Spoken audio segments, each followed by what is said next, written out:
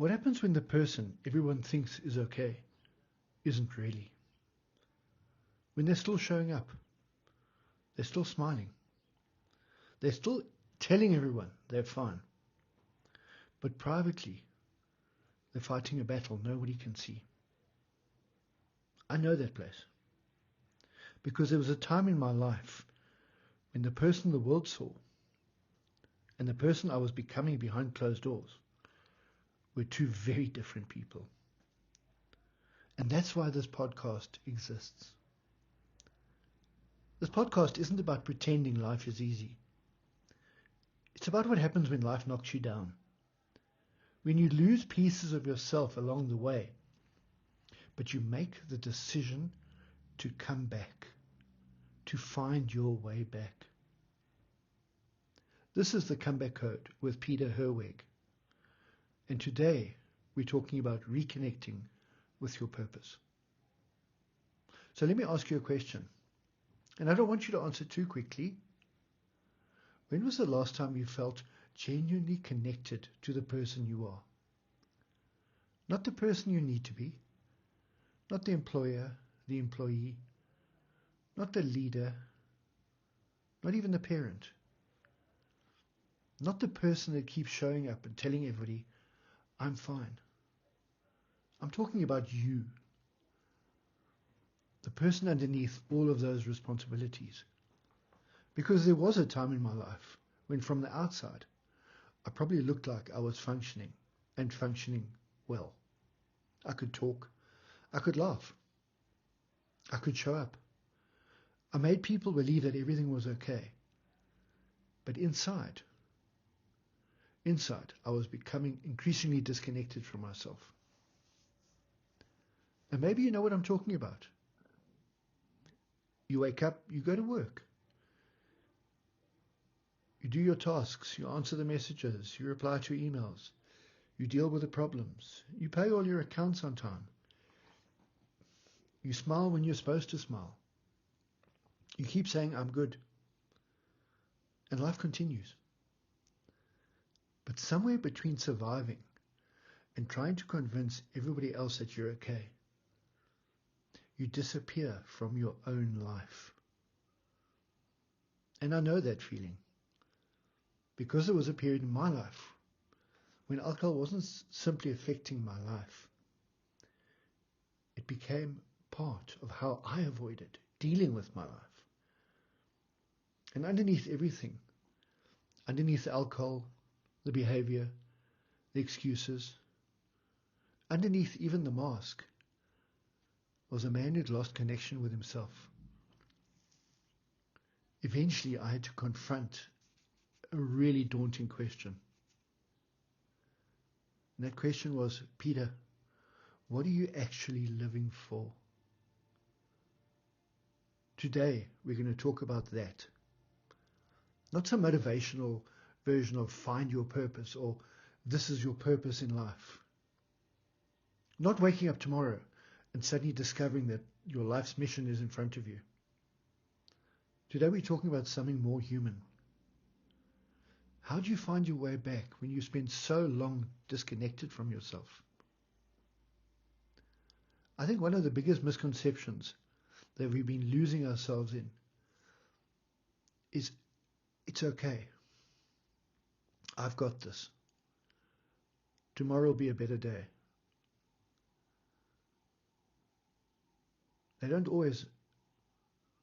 Tomorrow may not always be a better day.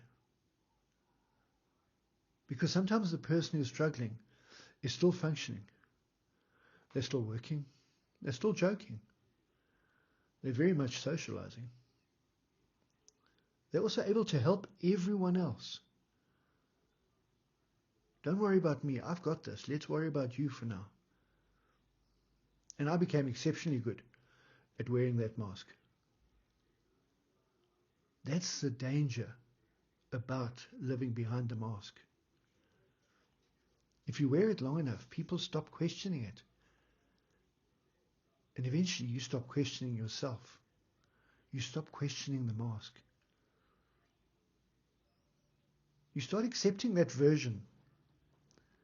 And you tell yourself, I'm just tired. I'm stressed. It's been a difficult week.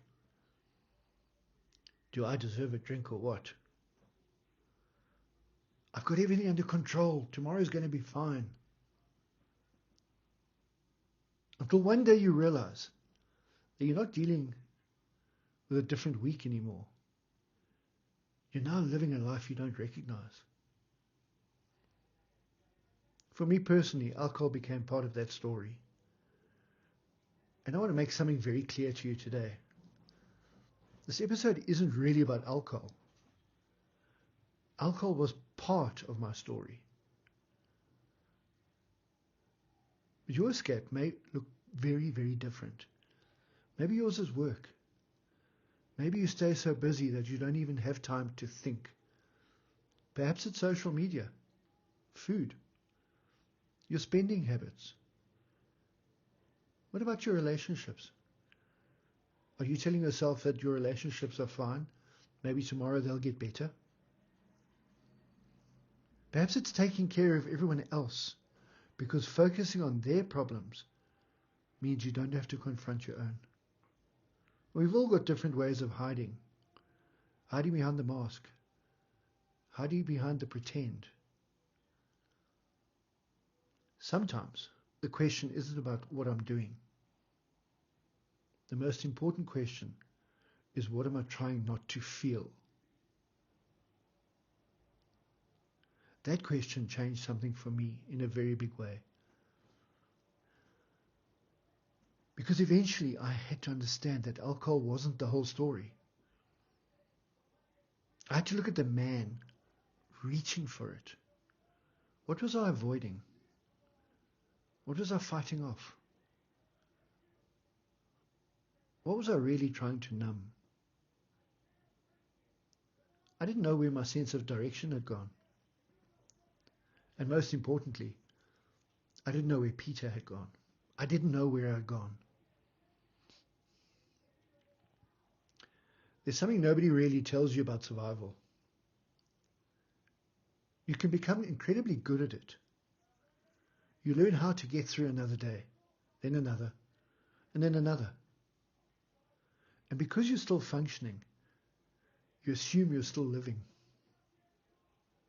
But surviving and living are not the same thing. Survival asks of you, how do I get through today?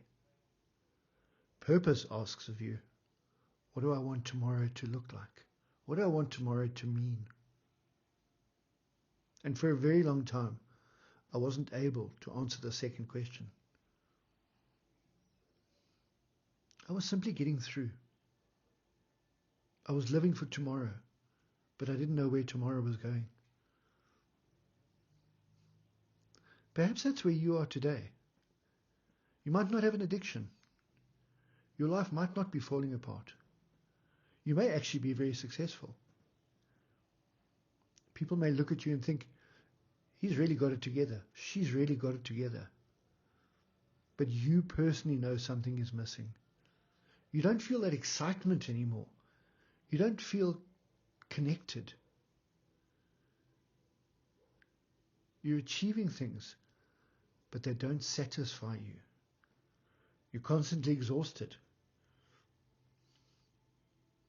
The most important factor that you need to take into consideration, and this is probably one of the biggest red flags, is that things that mattered to you before don't matter any longer. You can't remember the last time you did something simply because it made you feel alive. It made you feel good. And that's where I think you need to be very careful. Because sometimes burnout isn't just physical exhaustion. Sometimes it's the exhaustion of living disconnected from yourself. Eventually I stopped asking, why is this happening to me? And I asked myself a very straight and blatant question. What is happening inside me? That was a much harder question. Because the question requires honesty, but not honesty towards somebody else. It requires honesty to yourself. And that honesty is uncomfortable. Especially when the person you have to be honest with is yourself. You cannot lie to yourself.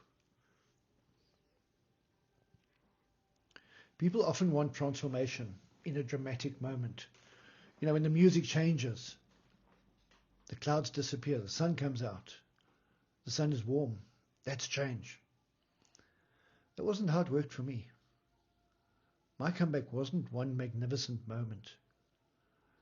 It was a whole lot of uncomfortable truths and a series of serious decisions, a series of moments when I had to look at myself without the mask. And one of the biggest things I eventually began to understand was this: I couldn't build a different life while constantly running away from the person living it. I had to start facing me. I had to start facing Peter, not the speaker, not the businessman, not the person other people saw, but I had to start facing me, Peter. And that's where something began to shift. Because recovery couldn't simply become what I needed to stop doing.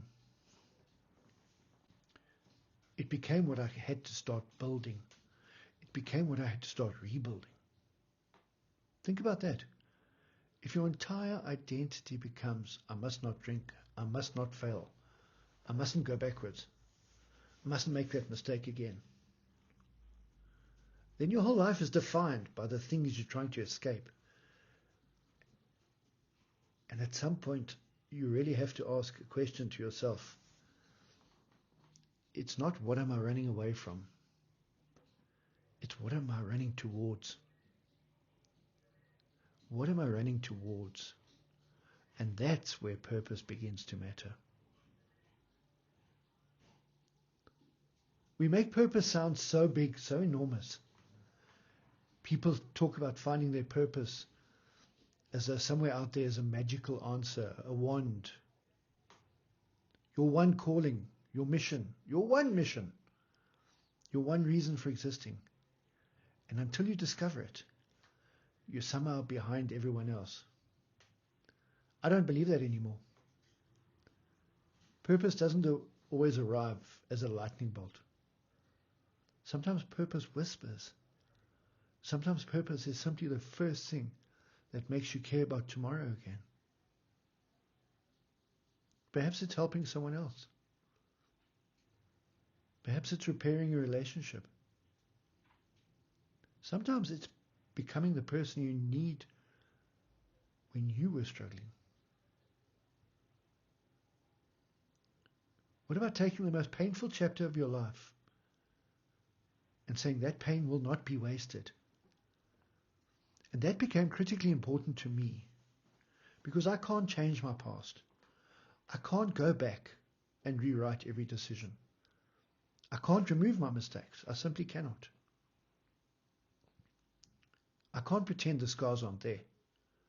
But I can decide how those experiences shaped me. And I can decide what to do with them. Today I can sit behind this microphone and talk honestly about things I would once preferred not to talk about. I can stand on a stage and speak about resilience because I've lived it. I can talk about mental health because I've lived it. I can look at somebody going through their own difficult seasons and say, I understand why it feels like life hasn't gone your way. And that taught me something incredibly important. It taught me how recovery can stop destroying your life. It taught me how recovery can be the beginning of your comeback. The purpose taught me what I wanted to build it with. There's a huge difference. One is about surviving your past. The other is about creating your future. Here's something people don't talk about. Maybe the purpose you had 10 years ago isn't the purpose you have today. And that's okay. Life changes us. Loss changes us. Success changes us. Failure can also change us. One thing I can tell you for certain is that recovery does change us. And pain most definitely changes us. So stop trying to force yourself back into an old version of your life simply because you want that version that made sense. You're not supposed to go backwards. Maybe you're supposed to take everything you learned and build it to go forward with momentum, and to go forward with an absolute purpose in life. That's what I've had to do. I can tell you my scars haven't disappeared. My past hasn't disappeared. But what has changed is the relationship with my past. That's changed. There was a time when my past carried shame. Today, some of those experiences allow me to sit here and have this conversation with you. That's purpose. I'm not pretending the pain was good. I'm not romanticizing what happened. No, I'm not. And I certainly am not saying everything happens for a reason. Sometimes terrible things happen. Sometimes we made terrible decisions, and I know I did. I made awful decisions. Do I regret them? Most definitely, yes. Would I make them again if I had to relive my past? Well, that's impossible to tell because I cannot relive my past. What I do now is I've created a purpose with what I'm going to do of what remains. So if you're listening to this today and you're thinking, Peter, that's great, but I genuinely don't know what my purpose is anymore. I'm not going to tell you to go and find it. I'm going to ask you to slow down and ask yourself 4 simple questions.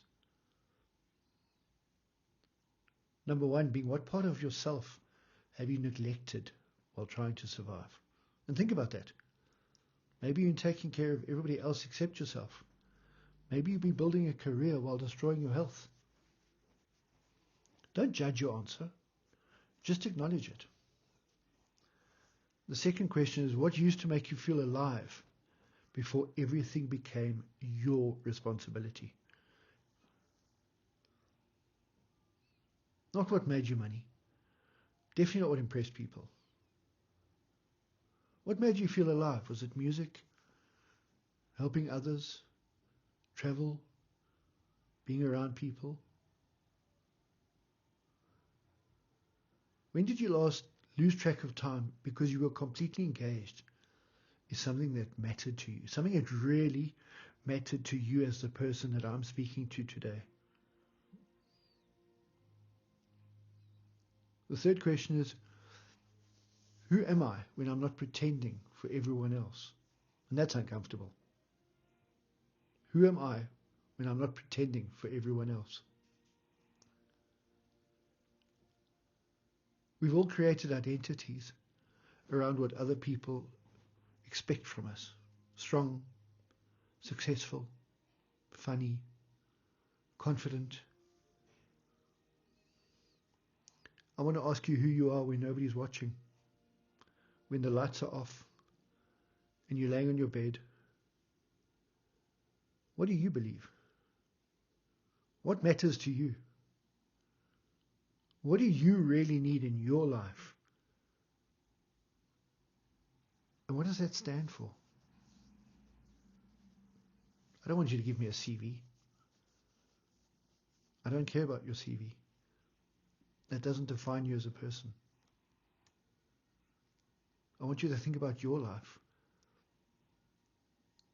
and how you're going to shape it. And are you going to find your purpose? How are you going to find your purpose? And question 4 is incredibly personal to me as Peter. If my worst chapter isn't the end of my story, What can I do with it? And what did it teach me? Let me tell you, that question changes everything. Because now you're not asking whether your past disqualifies you. You're asking whether it can inform what comes next.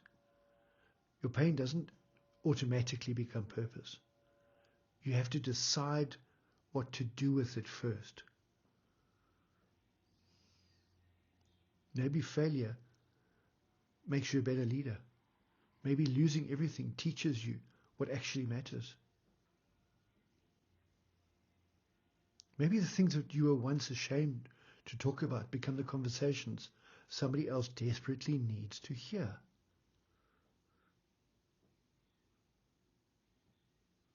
That part of why is where the comeback code exists. I don't want my story to be simply something that happened to me. I want it to be something that can help others. Perhaps you're listening because there's something in your life that resonates with the story.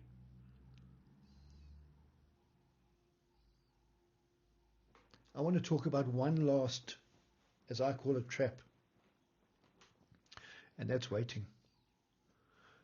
Waiting until you feel ready. Waiting until you've healed. Waiting until everything makes sense. Waiting until you find the confidence.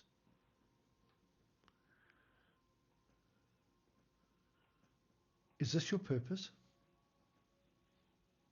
Don't wait. Start small. You know, purpose could be getting out of bed tomorrow with a positive attitude, with an attitude that says, I'm going to try and change it. What about making that one phone call? What about making that call to somebody that was there for you when you needed them the most, but you've never really acknowledged that? The most difficult part for me was asking for help. That was having the conversation that I'd been avoiding for many years. It's about saying no. Of course it is. I did not want to drink any longer. But it was also about saying yes. Yes to change, because I wanted to change. I showed up, even when it was awful. I hated showing up, because I didn't have my mask on. It's those small movements in life that change the direction, and they give you that purpose back to say,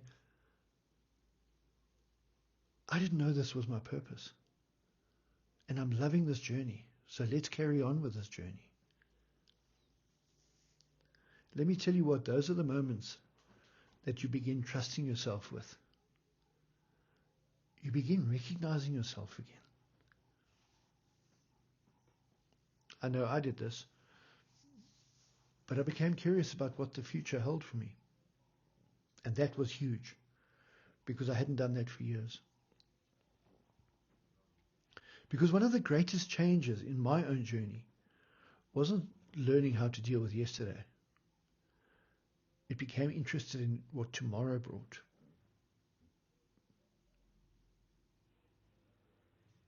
There's someone listening to this right now who's been incredibly hard on themselves.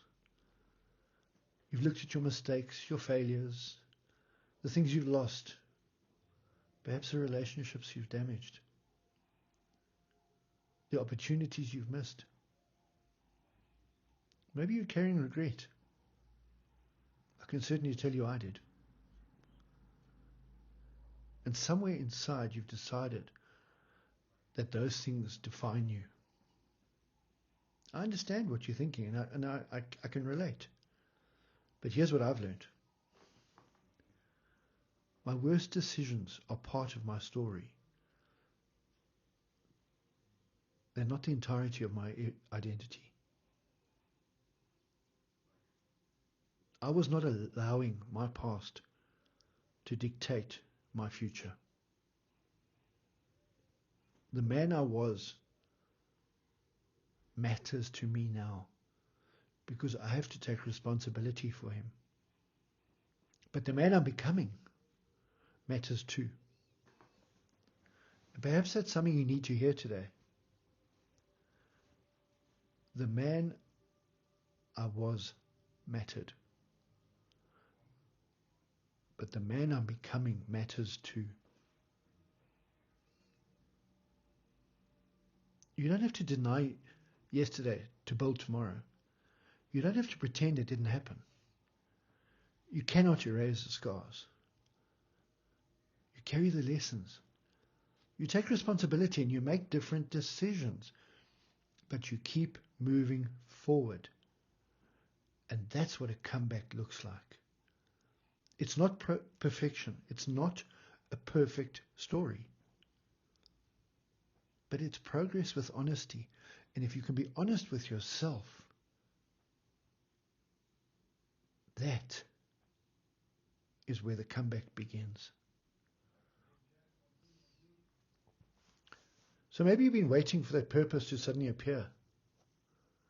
But I don't really think that's always how it works. I think purpose sometimes starts a lot smaller. I can tell you it stopped when I stopped running. When you become honest about who you are. When you begin listening to yourself again. I asked myself on numerous occasions, what matters to me now? What matters to me right now? And what does tomorrow hold? And I'm not talking about anxiety. I'm talking about what tomorrow holds with anticipation and appreciation. My past is part of my story. I can't erase it. The mistakes are part of it. The alcohol is part of it. So are the regret and the scars. But not one of those factors are going to write my final chapters. And neither does whether you're going through right now define your future. I don't want you to have your entire life figured out today. I don't want a 5-year plan. I don't want a huge revelation. I just want you to recognize that somewhere beneath the exhaustion, beneath the disappointment and the mistakes, you're still in there. And maybe reconnecting with your purpose isn't about becoming somebody new. Maybe it's about finally coming home to the person you've been ignoring for far too long. So I'm going to leave you with something today. Not tomorrow, not next week, today. Find 10 minutes on your own, 10 quiet minutes. Put your phone down, turn off all the noise. Don't perform to yourself, don't pretend to yourself, don't try and impress anybody. Just sit with yourself and ask yourself this question. What part of me is asking for comeback? What part of me is asking to come back? Don't rush the answer. Do not rush the answer. Just listen. Listen to yourself. Because that answer might be the beginning of something. It might be the beginning of reconnecting with yourself. It might be the beginning of rediscovering what matters to you the most. That might be the beginning of your purpose. But more importantly, and I want you to listen to this now, it might be the beginning of your comeback. My name is Peter Herweg, and this is the Comeback Code with Peter Herweg. If something in today's episode made you think of somebody who's lost direction, maybe you're questioning yourself right now, send it to that person. Save this podcast. You don't need to explain why. You can simply send it to someone and say, I thought you may need to hear this today. If you're the person who needed to hear this, stay with me, because there are more conversations coming, but there are real conversations about the things we hide, the things we have to face, and ultimately how we rebuild. Because your story isn't over just because one chapter broke you. Your story may begin because you've decided to make your comeback.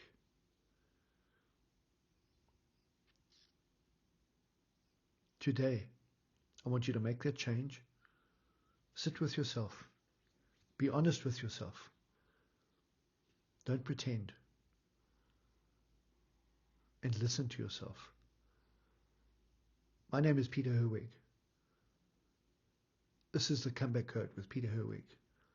Today was about reconnecting with your purpose. Let's reconnect and let's find our way to your comeback. Until next time.